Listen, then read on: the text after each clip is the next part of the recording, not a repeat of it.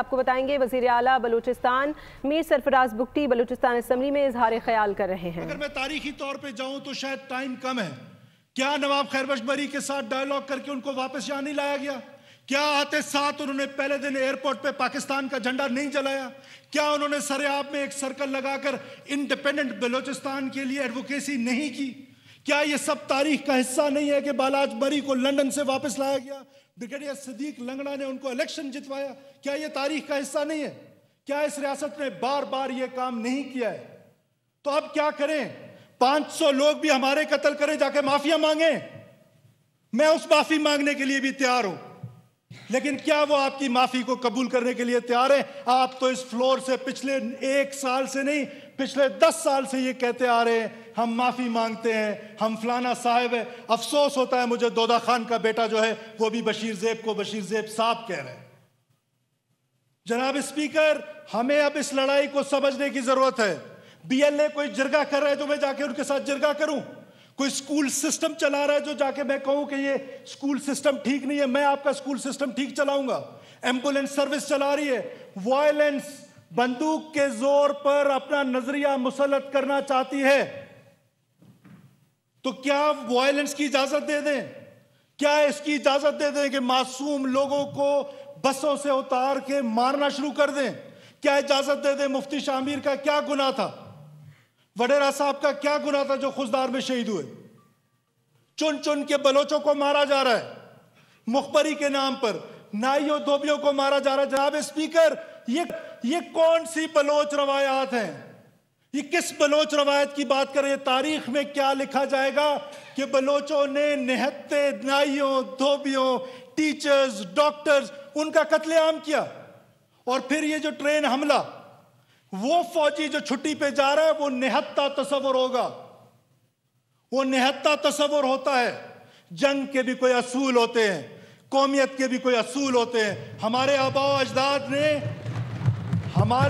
अजदाद ने तारीखें रकम की हैं। बलोच तारीख भरी पड़ी है दलेरी से, बलोच तारीख भरी पड़ी है मेहमान नवाजी से। ये कौन सी तारीख है कि आप निहत्ते लोगों को ट्रेनों पे हमला करते हैं, मासूम औरतों को मारते हैं, बच्चों को मारते हैं, उनको यरगमाल बनाते हैं, और फिर हमारे यहां इधर ये कंफ्यूजन कि हम जाके माफिया मांगे? उनको साहब के जो भी वायलेंस करेगा, जो रियासत पाकिस्तान को तोड़ने की बात करेगा, बंदूक उठाएगा, रियासत मुकम्मल तौर पर उनका कला कमा करेगी किसी भी सूरत में। हाँ, जो आम बलोच है उसको गले लगाने के लिए रियासत एक बार नहीं 100 बार तैयार है। कहां कहां हमने बलोचों के लिए, आपकी यूनिवर्सिटीज हार्वर्ड और ऑक्सफोर्ड के दरवाजे खोल दिए बलोच बच्चियों के लिए, बलोच बच्चों के लिए। आज भी बलूचिस्तान के तमाम बच्चे जो है वेलफेयर स्टेट की तरह तालीम हासिल कर रहे हैं, जितनी भी यूनिवर्सिटीज है। तो आम बलोच को गले लगाया जाएगा, लेकिन वो जो वायलेंस पे उतर आया है, वो जो मासूम लोगों को कत्लो गारत कर रहे हैं, उनके साथ क्या सलूक बरता जाए? उनके साथ वही सलूक बरता जाए। जनाब स्पीकर, 1 इंच, मैं बार बार कहता हूं, मैंने कभी ये नहीं कहा कि बलूचिस्तान के हालात ठीक है, उमर अजूब साहब कुछ कह रहे होते हैं, कभी कौन कुछ कह रहा होता है। मैं ये कह रहा हूं कि 1 इंच टेरिटरी होल्ड करने की ताकत बीएलए या ये जितनी भी दहशतगर्द तंजीमें उनके अंदर नहीं है। They cannot hold an inch of our land for not more than 4-5 hours. इतना ही टाइम लगता है रिएक्शन टाइम, उसके बाद कहां चले जाते हैं? इशू यह है कि उन्होंने वो एनवायरनमेंट जो है वो इस तरह मासूम लोगों का कत्लो गारत करके, और हमेशा सॉफ्ट टारगेट्स। वो फौजी जो निहत्ता होके घर जा रहा है छुट्टी पे, वो फौजी तस्वर नहीं किया जाता है। अगर इतना ही है तो ये कैंटोनमेंट्स हैं, वहां पर आ जाए।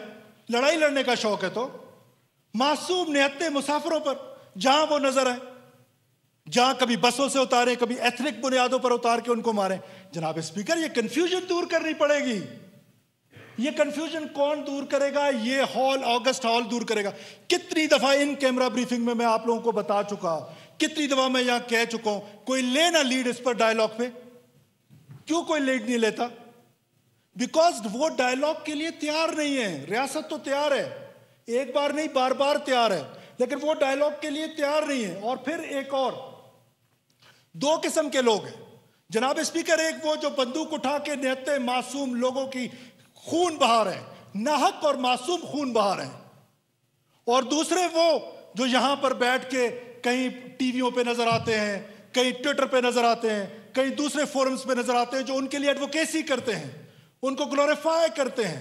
टेररिज्म को, इंडिपेंडेंस को कौन ग्लोरीफाई करता है? कौन सा मुल्क इजाजत देता है?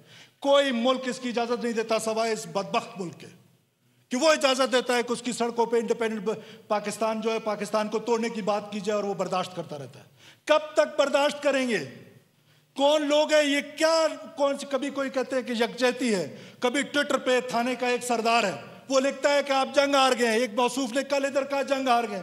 ओ भाई, रियासत ने ये जंग लड़ना अभी शुरू ही नहीं की। जिस दिन रियासत ने ये जंग लड़ना शुरू कर दी ना, तो मैं आपको बताऊंगा कि कौन हारा कौन जीता।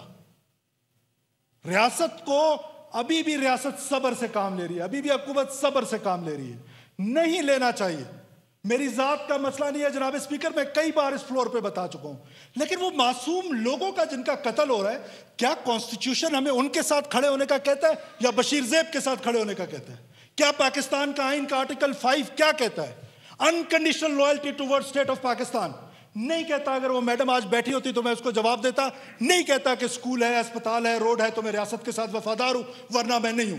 19 साल में अगर मुझे नौकरी मिलती है तो मैं रियासत का वफादार हूं, वरना मैं नहीं हूं। It is order, it is order जो इंपॉर्टेंट है रियासत के लिए। और हम बदकिस्मती से, मुझे इंतहाई दुख के साथ कहना पड़ रहा है, पूरे पाकिस्तान को हमने इस मामले में कंफ्यूज कर दिया। Violence in the name of religion is called terrorism everywhere. लेकिन यहां पर जो वायलेंस है उसको हम किस तरह ट्रीट कर रहे हैं?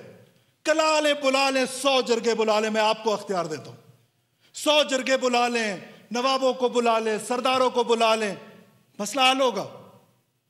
अगर मसला हल होता है जनाब स्पीकर, किसी भी तरीके से यह हल होने के लिए तैयार है, तो हुकूमत में बार बार कह रहा हूं सब कुछ करने को तैयार है। पर वो आपको बंदूक लेके मार रहे और आप कह रहे जरगा करें। उस जरगे में क्या करें? तजावीज जो हैं, जो सॉलिड तजावीज ऑनरेबल मेंबर मौलाना हिदायतुर रहमान साहब ने मुझे रिटर्न दिए, इसमें से 8-10 ऐसी है जिन पर बात की जा सकती है। हो सकता है ज्यादातर ऐसी है जिन पर बात की जा सकती है। ये है सॉलिड तजावीज।